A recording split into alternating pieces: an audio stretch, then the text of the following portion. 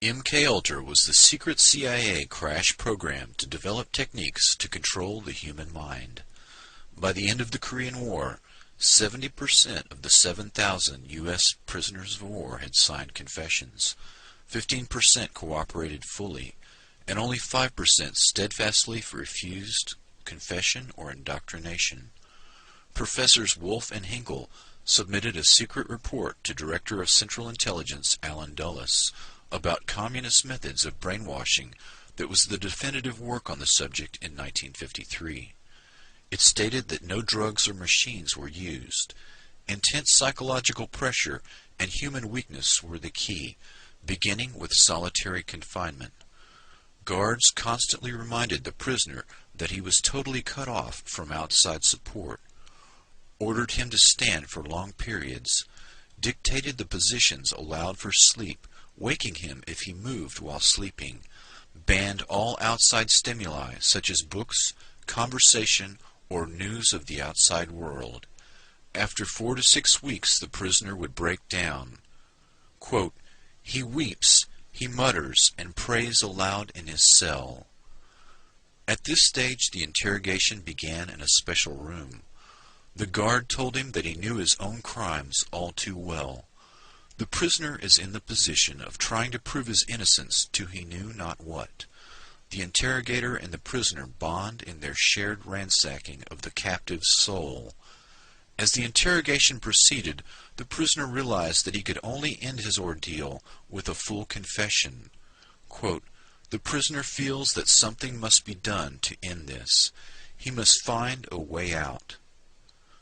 According to a KGB man, more than 99% of prisoners signed a confession at this stage. Then the subject was either shot or sent to a labor camp after sentencing. Chinese techniques would move on to re-education of prisoners by moving them into a group cell for political indoctrination, incessant study of Marx and Mao.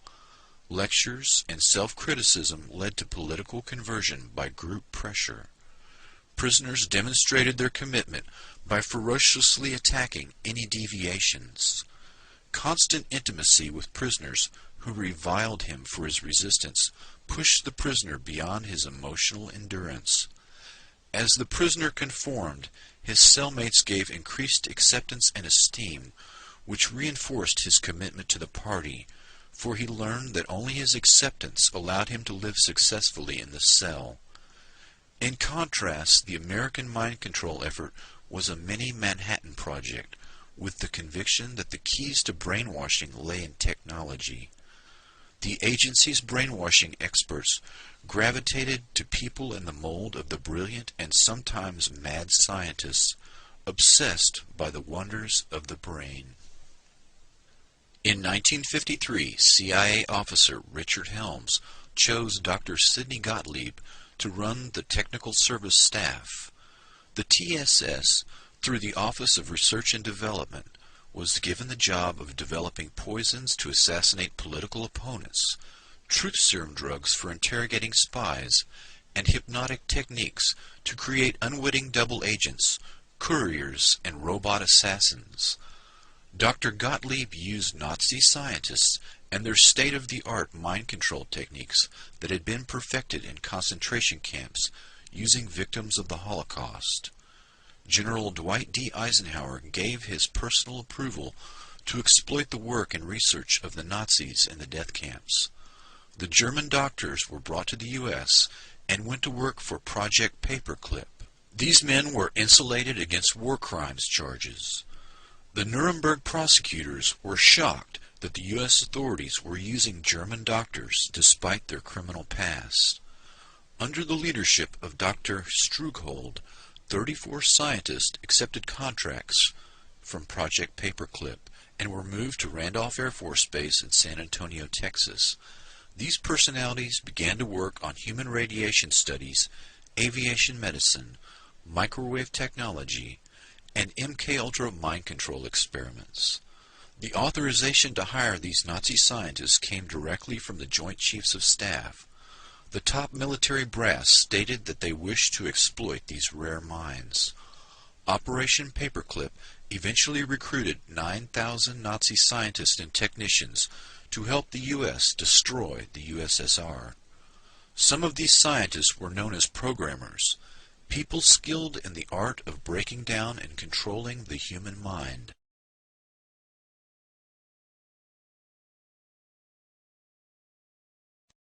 Dr. Ewen Cameron was president of the American and Canadian Psychiatric Associations. He ran the Allen Memorial Institute, which was founded in 1943 with funds from the Rockefeller Foundation. Nazi paperclip scientists made their way into the CIA and military-sponsored mind control programs here in the United States and Canada. Some of these scientists were friends of Dr. Cameron. Money for Dr. Cameron's operation came from the CIA and was funneled through the Cornell Society for the Investigation of Human Ecology. The systematic annihilation or depatterning of a subject's mind and memory was accomplished with overdoses of LSD, barbiturate sleep for 65 days at a stretch, and electroshock therapy at 75 times the recommended dosage. Psychic driving, the repetition of a recorded message for 24 hours a day, programmed the empty mind. The Canadian government settled a class action lawsuit by 250 former patients of Dr. Cameron decades later, but no person or institution has ever been disciplined or punished for these activities. Linda MacDonald was 25 years old in 1963 when Dr. Cameron treated her for mild postpartum depression. She received 102 electroshock therapy treatments, 80 days of drug-induced sleep, and emerged completely depatterned, essentially like a newborn, totally incontinent, unable to state her name or recognize her husband and children. She had to relearn how to drive, cook, read, and use a toilet. Eventually, unlike many of Dr. Cameron's patients, she made a fairly complete recovery. Dr. Cameron was the premier psychiatrist of the 20th century. He had studied Nazi scientists at the Nuremberg trials and later replicated many of their methods and sought their assistance in the race to control the human mind. Dr. Cameron's mind control experiments were one program out of many programs run by the CIA, Navy, Air Force, Army, and others. Although many parallel programs were occurring in the United States, none of them were ever discovered or prosecuted. These programs were run by Dr. Morse Allen, Dr. L. Wilson Green, Dr. Martin T. Orne, Dr. Stephen Aldrich, Dr. James Hamilton, and others. These American and foreign-born programmers were supervised by Dr. Sidney Gottlieb, who was in turn supervised by Richard Helms and the director of the CIA, Allen Dulles.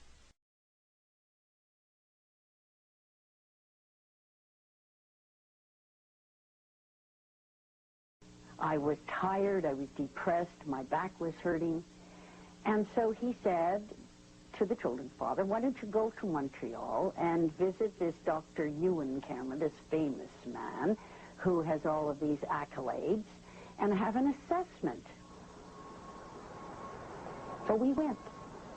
My medical file even says that I took my guitar with me. And that was the end of my life. Within 3 weeks, Dr. Cameron decided to call me an acute schizophrenic and shipped me up to the sleep room. I was in a coma for 86 days. 86 days of unbroken sleep. Yeah. Total comatose state. I had to be toilet trained. I was a vegetable. I had no identity. I had no memory. I'd never existed in the world before. Like a baby. Just like a baby that has to be toilet trained. Pictures, and I know who that is, who they are, but I don't remember them as my children at all. I mean, I know that they came from my body, but there's no, that's all. I don't know, and that's because I was told that. So these are my children. I'm stubborn, too. It got to the point where every time whether it was John Crosby or Raina Titian or then the Honorable Kim Campbell. It got to be, you guys, we're gonna stay alive. And I said that to Brian Mulrooney too. If you think I'm going away, you've got another thing coming. I'm not going to go away. I finally discovered that... Linda MacDonald would hound the federal government for 4 years before finally in 1992, Ottawa grudgingly agreed to compensate her and some of Dr. Cameron's other victims $100,000 each in exchange for signing away the right to sue the government or the hospital. But it was an ambiguous victory. Ottawa refused to acknowledge any wrongdoing at the Allen, a conclusion backed up by a legal review of what happened there. It was an awful feeling to realize when I found this out that the man whom I had thought cared about what happened to me didn't give a damn. I was a fly, just a fly. Richard Helms ran the Dirty Tricks Department after the Bay of Pigs and became Director of Central Intelligence in 1966. He destroyed the archive on MKUltra when he left in 1972 and successfully covered up the crimes of MKUltra. Helms was a product of the Eastern Establishment. His grandfather was president of the Federal Reserve. Helms, like Gottlieb, was a Machiavellian character who used paperclip scientists and would stop at nothing to win. He advocated low-intensity warfare, transmitting strategic subliminal messages to the brains of enemy populations and the use of high frequencies to affect memory and the unconscious mind. In 1964, he wrote a memo to the Warren Commission where he mentions biological radio communication. Quote, cybernetics can be used in molding of a child's character, the inculcation of knowledge and techniques, the amassing of experience, the establishment of social behavior patterns, all functions which can be summarized as control of the growth processes of the individual. In 1953, MKUltra relied on LSD, but by the 1960s the emphasis had changed to biological radio communication. MKUltra had 149 sub-projects that encompassed nearly every aspect of human behavior and social science. In the 1977 Senate hearings, former CIA Director Admiral Stansfield Turner stated that the program took place at 80 institutions, including 44 universities, 15 private companies, 12 hospitals, and 3 prisons. MKUltra Subproject 119 was the foundation of all non-lethal weapons programs currently active and included a summary of 5 areas, one of which is entitled Techniques of Activation of the Human Organism by Remote Electronic Means. This memo was dated August 17, 1960, and when viewed with other evidence that was not destroyed, shows significant interest in radio frequency weapons and direct control of human behavior at a distance. By 1960, the CIA dropped emphasis on the use of LSD in favor of electronic influence. This aspect of the research is where the greatest modern emphasis has been, rather than chemical or biological agents, both of which violate existing treaties and leave physical traces. Dr. Stephen Aldrich took control of the Office of Research and Development in 1962 from Dr. Sidney Gottlieb. Aldrich started Operation Often, an investigation into the occult with the help of Houston sorceress Sybil Leek. CIA behaviorists carefully studied every aspect of the occult underground. The Scientific Engineering Institute, SEI, was a CIA cutout that had been set up in 1956 to study radar. In 1962, SEI set up a lab to study the effects of electrodes deep in the brain. In 1972, SEI also sponsored a course at the University of South Carolina in rituals of demonology and voodoo. Dr. Aldrich was an MKUltra programmer who focused on remote brain manipulation and the occult, the twin threads that run through SEI Corporation. In 1962, a CIA manual focused on radiohypnotic intracerebral control, RHIC, which was developed by the Pentagon, quote, "When a part of your brain receives a tiny electrical impulse from outside sources, such as vision, hearing, etc., an emotion is produced. Anger at the sight of a gang of boys beating an old woman, for example. The same emotions of anger can be created by artificial radio signals sent to your brain by a controller. You could instantly feel the same white-hot anger without any apparent reason," unquote. Another term, electronic dissolution of memory, EDOM, refers to the ability to erase memory at a distance.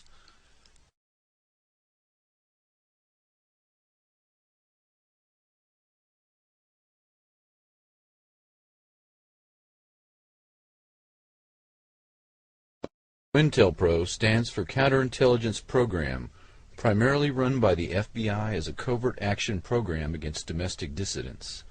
The use of infiltration, psychological warfare, harassment through the legal system, and the use of extralegal force and violence, including murder, probably began in the 1950s and is now a permanent feature of U.S. government.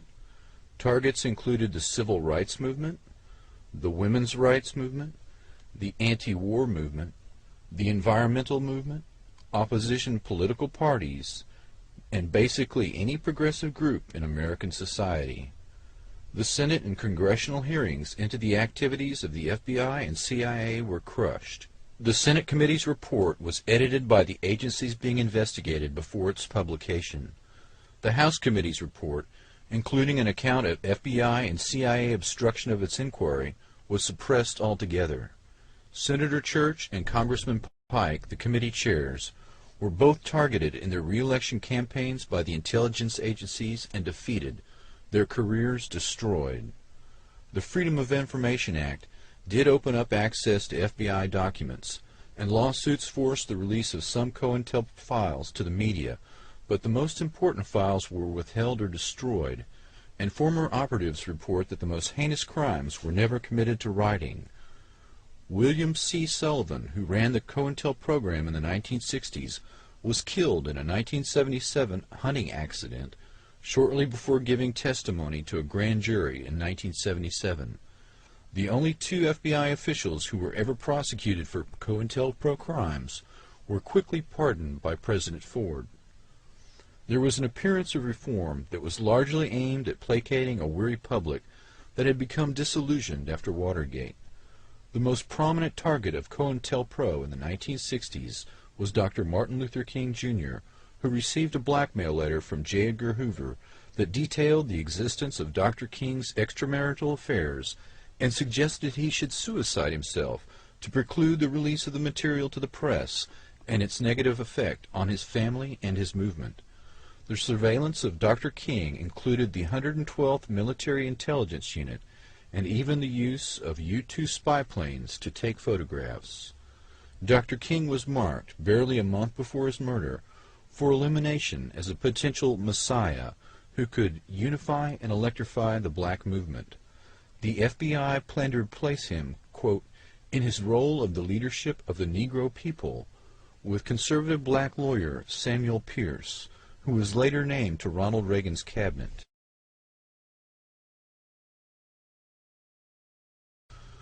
The theme of forced suicide is repeated on others targeted by COINTELPRO. Jean Seberg was an actress involved in civil rights. Her husband received a forged letter from the FBI detailing a fictitious affair she was supposedly having with a black activist. The actress was pregnant at the time and attempted suicide, had a miscarriage, and eventually did commit suicide.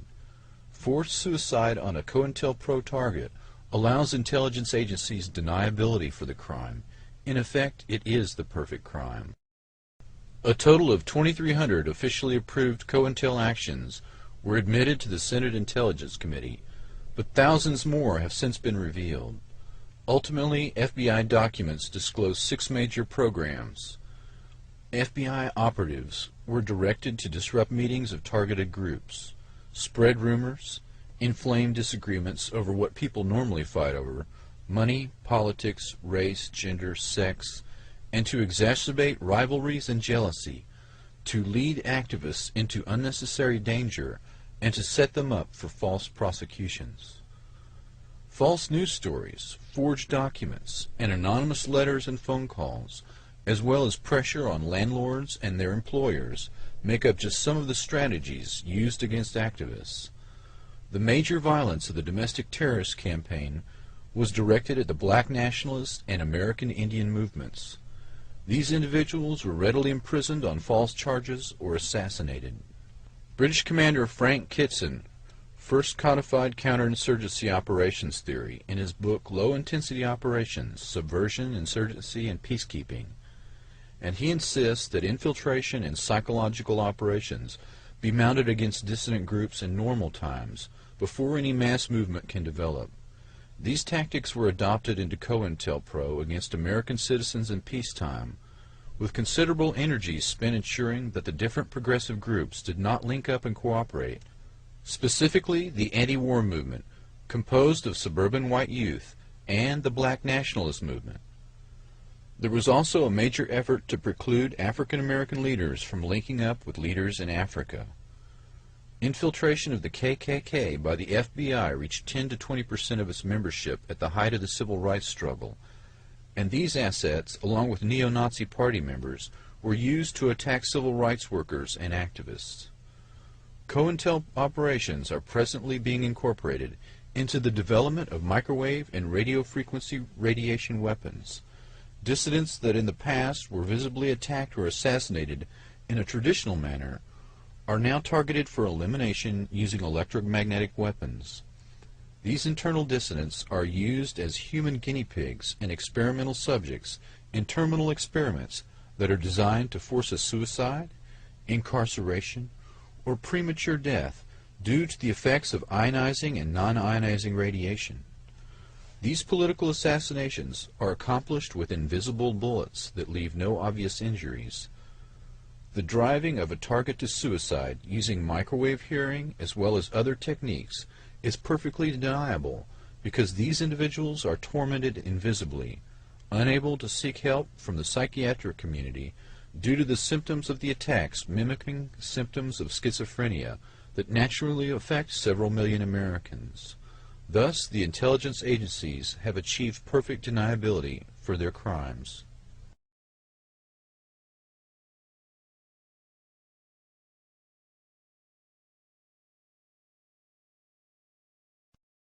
The Golden Triangle. In China in 1949, the Communists under Mao Zedong drove out the U.S.-backed nationalist warlord Chiang Kai-shek with his defeated army, the KMT, the Kuomintang. They fled to the Golden Triangle and to Taiwan. Within the Golden Triangle, they took over opium production to finance weapons purchases and the finer things in life.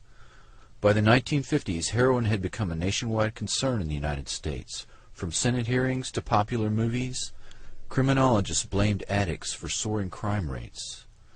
These KMT operations were hidden from the U.S. public for 30 years, and it is only recently Afghanistan has captured 90% of the world heroin market. The U.S. exploited the Hmong and Montagnard tribesmen as a source of opium and used the CIA's Air America to bring in guns and supplies in exchange for drugs. Large quantities of heroin appeared in the United States, much of it smuggled inside the bodies of dead American GIs. Addiction plagued the Army in Vietnam to the point of reducing their fighting capacity, and after the war these men brought their drug problem home with them. The U.S. government promoted the drug traffic and intervened to make sure traffic would not be discovered. In the words of one former investigator, quote, "You'd be running a criminal investigation, say narcotics. You'd find out that Inspector so-and-so of your national police is involved in this. You investigate up to a point and you can't go any further. It would go to our headquarters and then it would go to Washington and nothing would ever happen. The intelligence gleaned from these people was more important than stopping the drug traffic. The senior public relations man for the DEA offers the explanation, quote, "Their mission was to get people to fight against the communists, not to stop the drug traffic."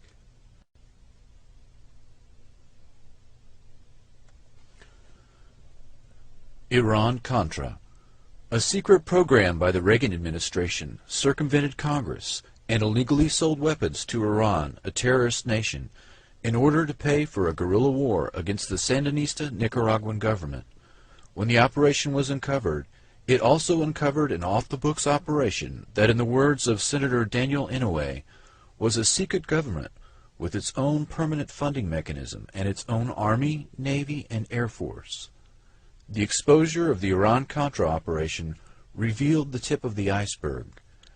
Admiral Richard Secord ran a many-faceted program that concentrated on banking fraud, drug smuggling, and illegal arms dealing by officers and former officers of the U.S. military.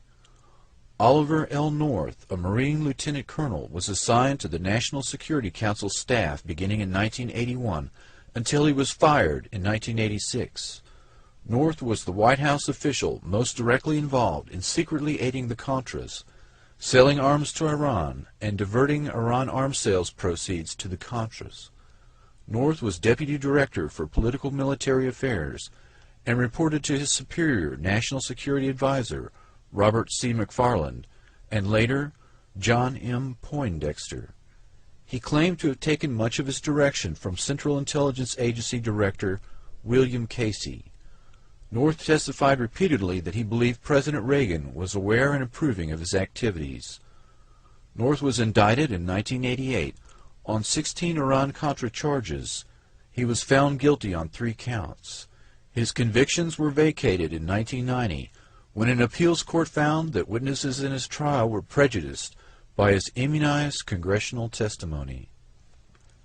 Many figures that came under criminal investigation and prosecution in Iran-Contra, like John Poindexter, Elliot Abrams, Richard Armitage, Dick Cheney, Otto Reich, Colin Powell, and John Negroponte, returned to serve in both Bush administrations without serious challenge from Congress. The Contras and the Crips. A San Francisco Bay Area drug ring sold tons of cocaine to the Crips and Blood street gangs of Los Angeles, funneled millions in profits directly to the Contra guerrillas, run by the Central Intelligence Agency. This drug network opened the first pipeline between Colombia's cocaine cartels and the black neighborhoods of Los Angeles, a city now known as the crack capital of the world. Gary Webb broke the story that no other major newspaper would run, and was found murdered in what can only be described as a staged suicide.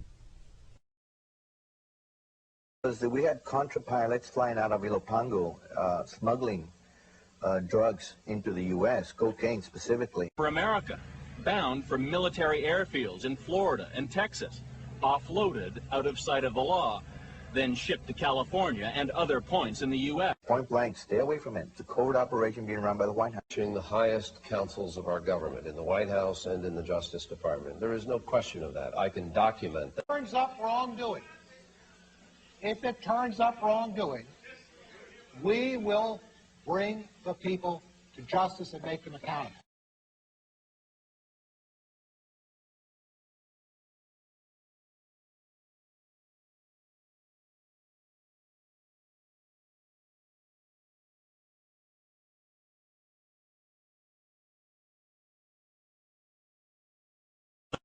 Ultra unclassified.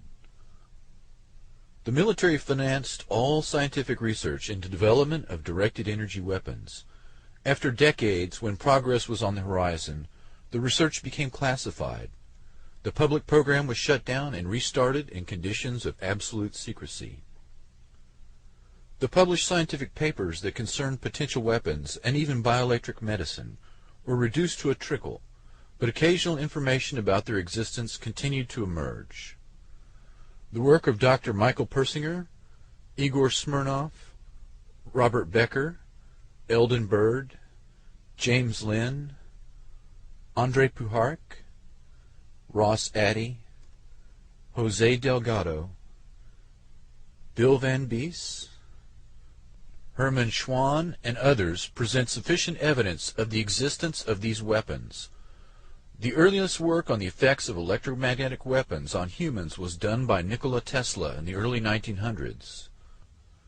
The earliest anti-personnel electromagnetic weapons can be traced to the early to mid-1940s and possibly earlier. The first reference is existent in the U.S. Strategic Bombing Survey that reviewed Japanese research and development efforts into a death ray. Human beings, prisoners of war, were used in terminal experiments in the laboratory. Summarizing the Japanese efforts after World War II, Allied scientists concluded that a death ray apparatus might be developed that could kill unshielded human beings at a distance of 5 to 10 miles. Research on living organisms revealed that waves from 2 meters to 60 centimeters in length caused hemorrhage of the lungs, whereas waves shorter than 2 meters destroyed brain cells.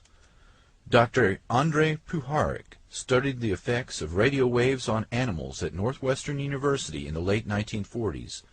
He later founded a laboratory called Round Table Foundation of Electrobiology. Puharich was employed at the Army's Chemical and Biological Warfare Center at Fort Detrick, Maryland, researching the effects of LSD for the CIA in 1954. Puharich perfected the radio tooth implant, a small little relay receiver and transmitter.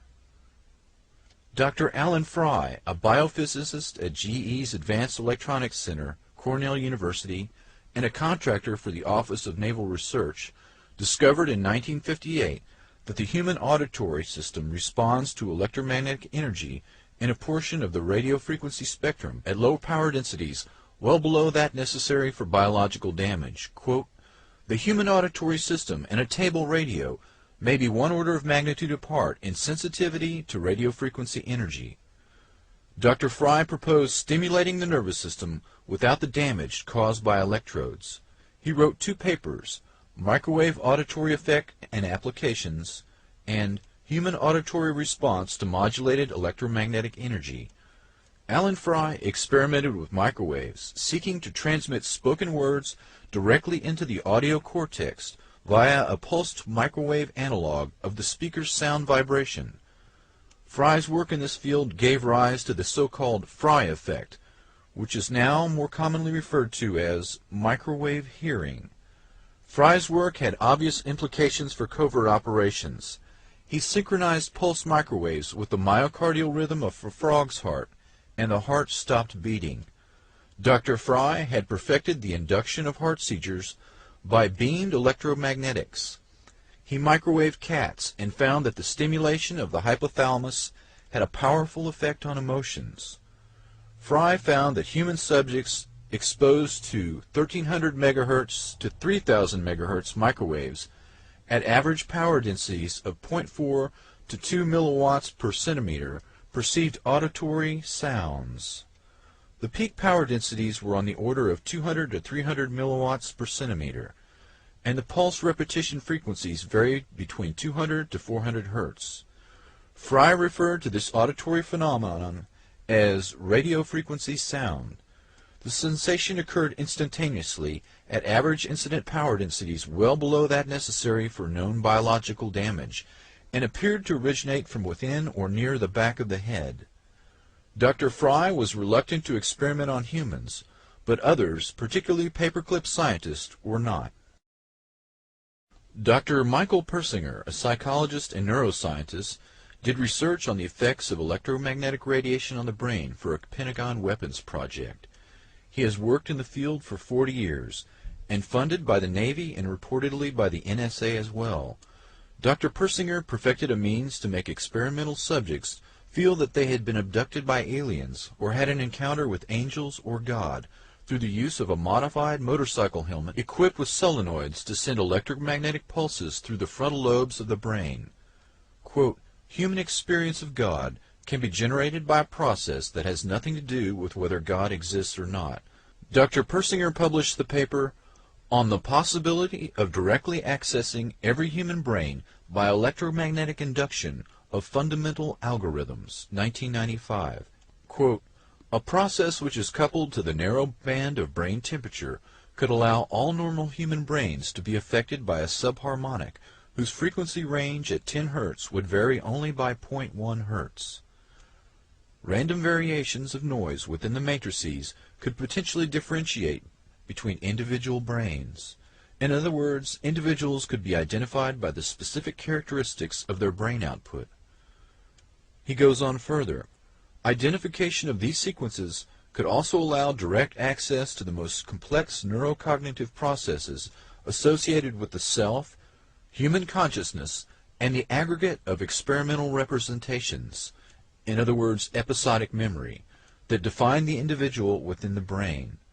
In other words, a person's memory, consciousness, and sense of self can be fully accessed and modified by electromagnetic means, especially a person's personality can be completely shaped, much like the research of Dr. Ewan Cameron, who sought to do so by more primitive means. Dr. Persinger says the brain processes can be circumvented by direct induction of this information within the brain. The basic premise is that the synthetic duplication of the neuroelectrical correlates generated by the sensors to an actual stimulus should produce identical experiences without the presence of that stimulus. What Dr. Persinger is saying is that virtually any mental state can be artificially injected into a human brain from an exterior source. The most frightening thing is that the means for doing this already exists in a fully operational form on a worldwide basis. Quote, the power levels for these amplitudes are similar to those associated with the signals generated globally by radio and communication system. Within the last 2 decades, a potential has emerged which was improbable, but which is now marginally feasible. This potential is the technical capability to influence directly the major portion of the approximately 6 billion brains of the human species by generating neural information within a physical medium within which all members of the species are immersed." Unquote. Dr. Persinger's message, minus the jargon, is that the entire human race can be controlled through the use of electromagnetic influence piggybacked on television and radio networks or other technological means. Effectively, all consciousness is due to electromagnetic patterns generated within the brain. What we do is imitate what the brain normally does and apply it experimentally. Where are these thoughts coming from?